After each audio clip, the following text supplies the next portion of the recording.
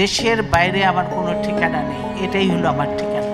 বাংলাদেশের রাজনীতিতে বেগম খালেদা জিয়া কেবল একজন সাবেক প্রধানমন্ত্রী নন, বরং বিভিন্ন গুণের অধিকারী। ঘরোয়া জীবন থেকে শুরু করে রাজপথের আপোষহীন লড়াই, আর সেখান থেকে 3 বারের প্রধানমন্ত্রী। বেগম জিয়ার প্রতিটি ধাপ যেন এক একটি ইতিহাস। তবে কেবল ক্ষমতায় থাকাই নয়, তিনি করে গেছেন এমন কিছু অতুলনীয় কাজ যা বাংলাদেশের রাজনীতিতে আজও অদ্বিতীয়।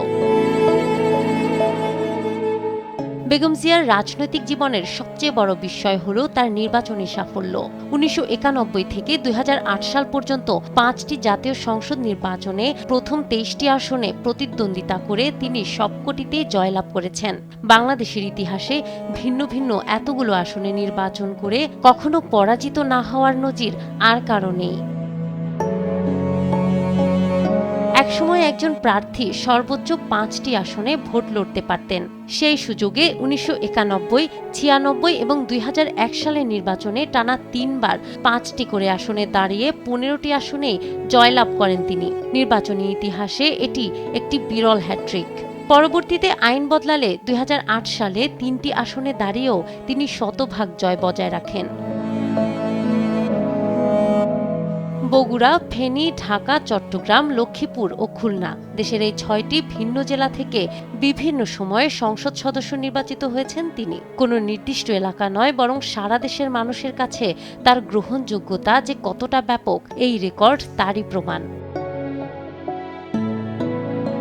বাংলাদেশের ইতিহাসে বেগম খালেদা জিয়াই একমাত্র নারী যিনি একই সঙ্গে ফার্স্ট লেডি এবং পরবর্তীতে জনগণের ভোটে নির্বাচিত প্রধানমন্ত্রী হিসেবে দেশ পরিচালনা করেছেন। স্বামী শহীদ রাষ্ট্রপতি জিয়াউর রহমানের মৃত্যুর পর তিনি রাজপথে নেমে আসেন।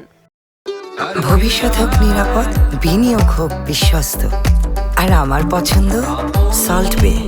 ওয়েলকাম টু সল্ট বে। 1975 পরবর্তী দীর্ঘ সময় দেশের রাষ্ট্রপতি শাসিত ব্যবস্থা চালু ছিল। 1991 সালে ক্ষমতায় আসার পর বেগম খালেদা জিয়া দ্বাদশ সংশোধনীর মাধ্যমে দেশকে পুনরায় সংসদীয় গণতন্ত্রের ধারায় ফিরিয়ে আনেন। ক্ষমতা কুক্ষিগত না করে সংসদকে ক্ষমতার কেন্দ্রে ফিরিয়ে আনা তার অন্যতম রাজনৈতিক সাফল্য।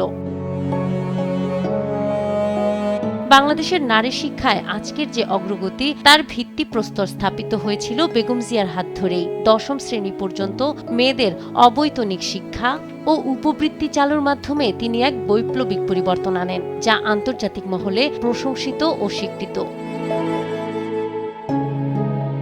স্বাধীনতার 3 দশক পর 2001 সালে বেগম জিয়ার সরকারই প্রথম মুক্তিযোদ্ধা বিষয়ক মন্ত্রণালয় গঠন করে।